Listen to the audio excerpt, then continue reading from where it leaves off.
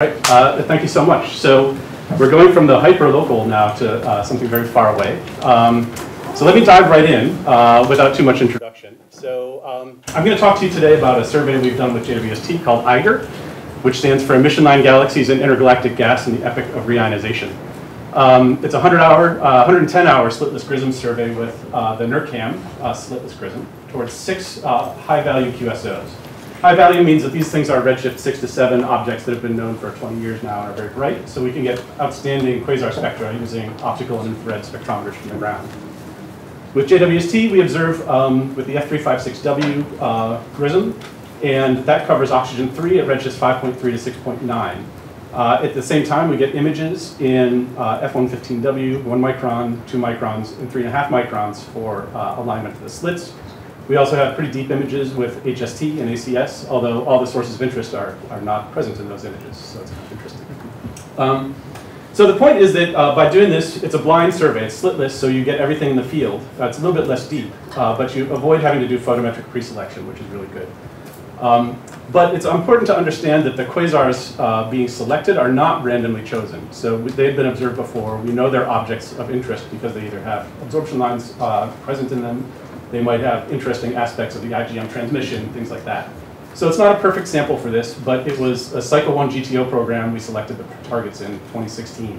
And so it's important to understand that rather than trying to do the perfect survey, we wanted to do something that was going to work.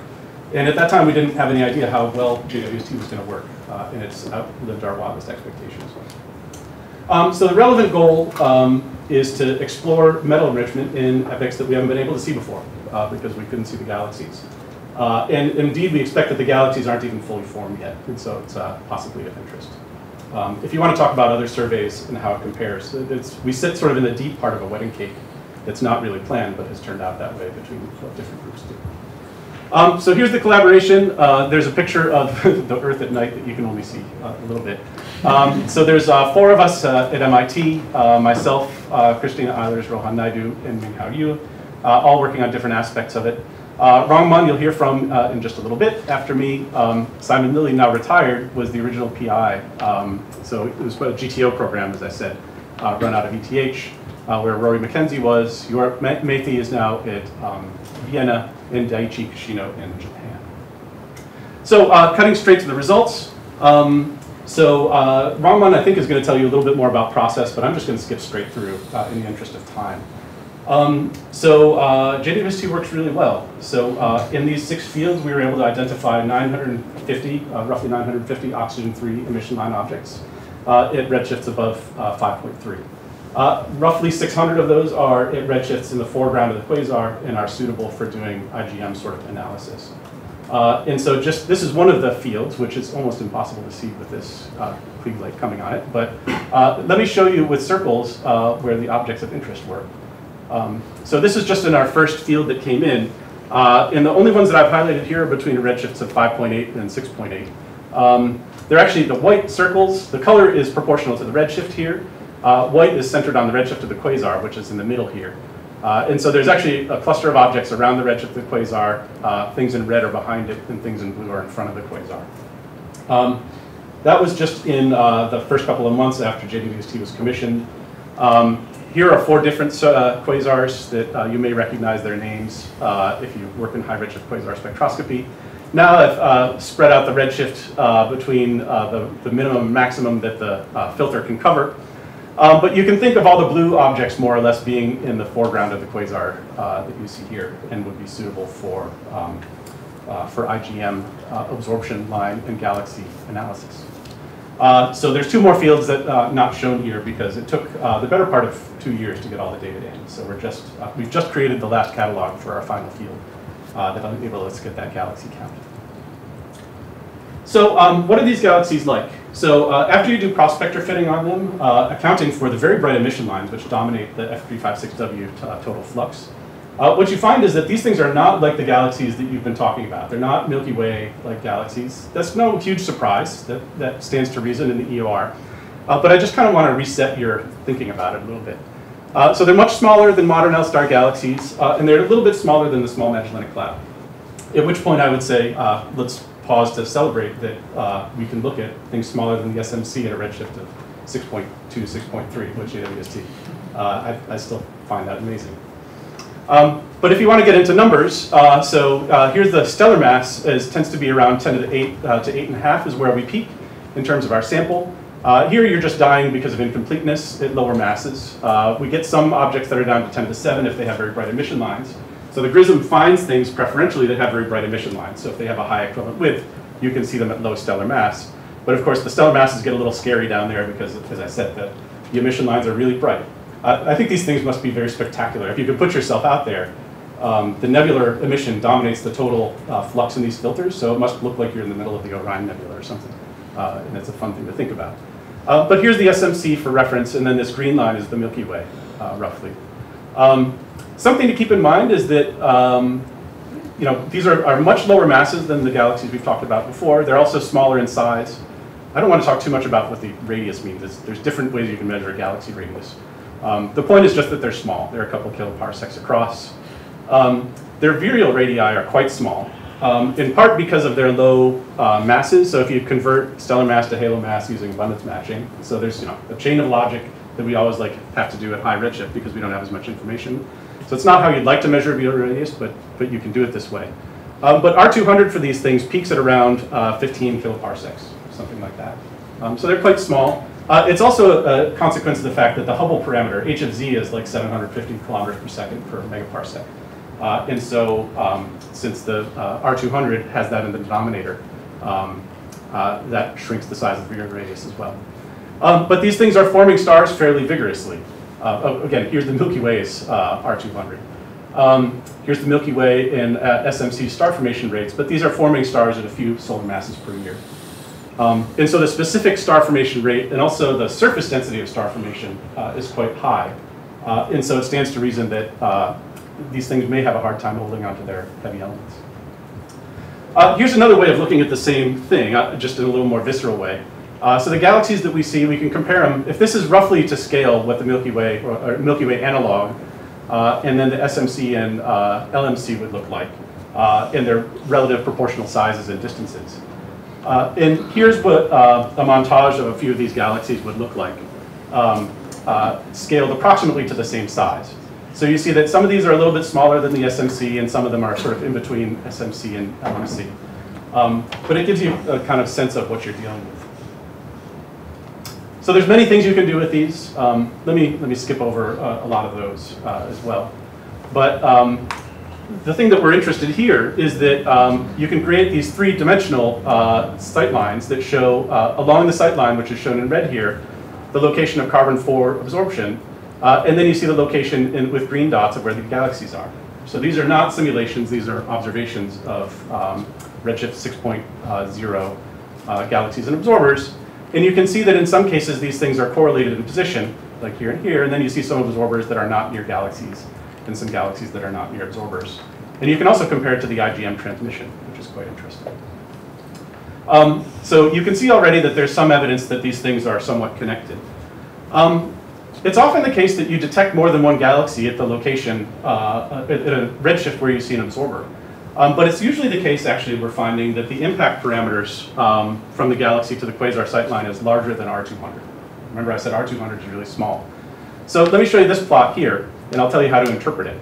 So these circles are centered on the galaxies that we find, and the radius of the circle is equal to R200, and the quasar is right here in the middle. And this is, if it's filled in, that means that you see carbon-4 or carbon-2 or other absorption line system coincident in redshift with that galaxy. If the circle is empty, it means that there's no absorption in the quasar spectrum at that same redshift. And what you can see is, in many cases, like this, well, let me just skip straight to this green one here. So the green one shows 9 galaxies, and then you see all this absorption, and it's multi-phase. So here's iron 2, aluminum 2, carbon 4, silicon 2, silicon 4, and carbon 2. And this is the only example I have of a truly multi-phase madness here, in keeping with the name of the conference. Something more typical here, so this one is interesting because there are objects where the virial radius overlaps with the location of the quasar sightline. more commonly, here's a system where you see, oh, actually, wait, let me go to this one here.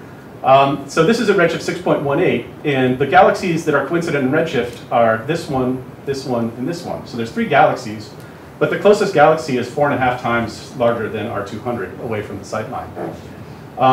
There's some that have no things near the sightline. So the point here is that does seem to be a cross correlation, and if you actually calculate the projected galaxy absorber cross section for carbon-4, you see signal that goes out to 10 or 20 times the size of R200.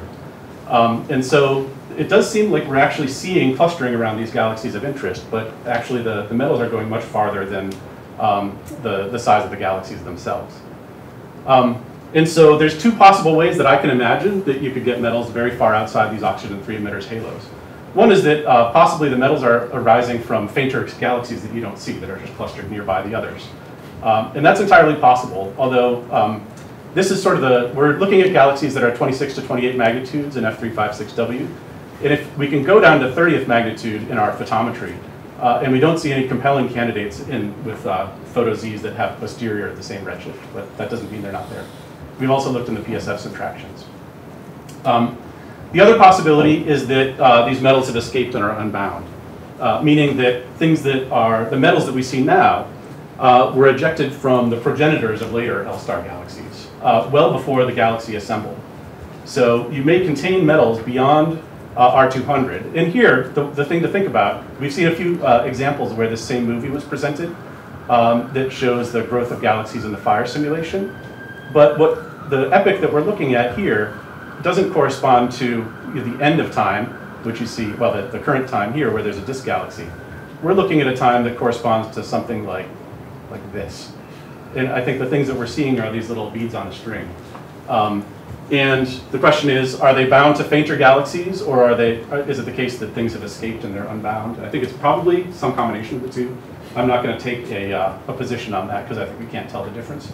But I think probably both are factors here.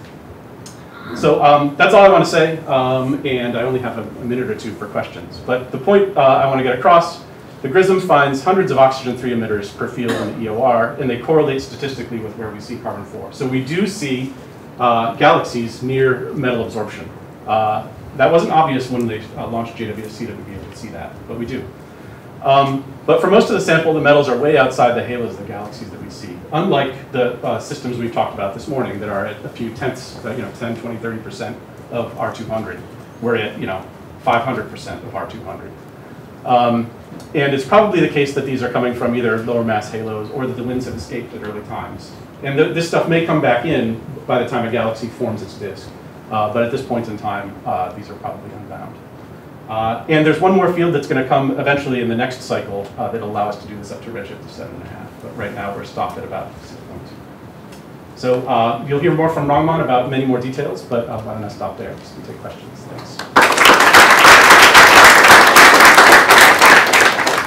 Quick question here, and Rangman, if you can also make your way up. So I'm really amazed by the data, but my quick question is, what is the most compelling, I guess, since it's so early on, does metals have enough time from star formation to go that far out? And what is the furthest star forming galaxy that you have? And if you could just sort of comment on that, like how fast the metals have to go. Yeah, no, it's a really good question. So if you don't account for cosmic expansion, there's no way they can get that far. But you have to think about it like a metal horizon, right? And you have to integrate that equation because, again, the Hubble flow is moving at 750 kilometers a second for every megaparsec you go. And if you get out more than 20 kiloparsecs, you're in the Hubble flow. And so that will help carry you some distance, but we haven't done that for each individual case. But I think that the overall cosmic expansion, once you get outside the halos, is actually going to help fill some of the volume. But it won't fill it in co-moving coordinates, only in physical coordinates. I'm going to have you switch slides, and maybe while we switch, real quick. So, again, fascinating result, but I'm always a bit worried about incompleteness or completeness of the survey. Yes. Especially the visualization you showed. Do you have a sense of how complete or assessment the O3 emission survey is in terms of the overall galaxy population? Yeah, so we've assessed incompleteness. We're especially worried about this when doing the carbon-4 galaxy cross-correlation. And so we inject oxygen-3 doublets into the GRISM data and then try to recover it. And that's actually a pretty complicated procedure, and that's why it's taken a long time to get this out. You know, I couldn't tell you completeness is a function of stellar mass, for example, but I think we're pretty good down to 10 to the 8th, and then it really starts to tank. And then we're pretty complete in absorption lines down to 13.5 in carbon-4, for example. And different sight lines are much better, and so we account for all that. But yeah, a completeness of a GRISM slitless emission line selected survey is tricky. But we do get everything, and we don't have to worry about slit collisions, and so that's the trick. Awesome. Thanks so much, Rob.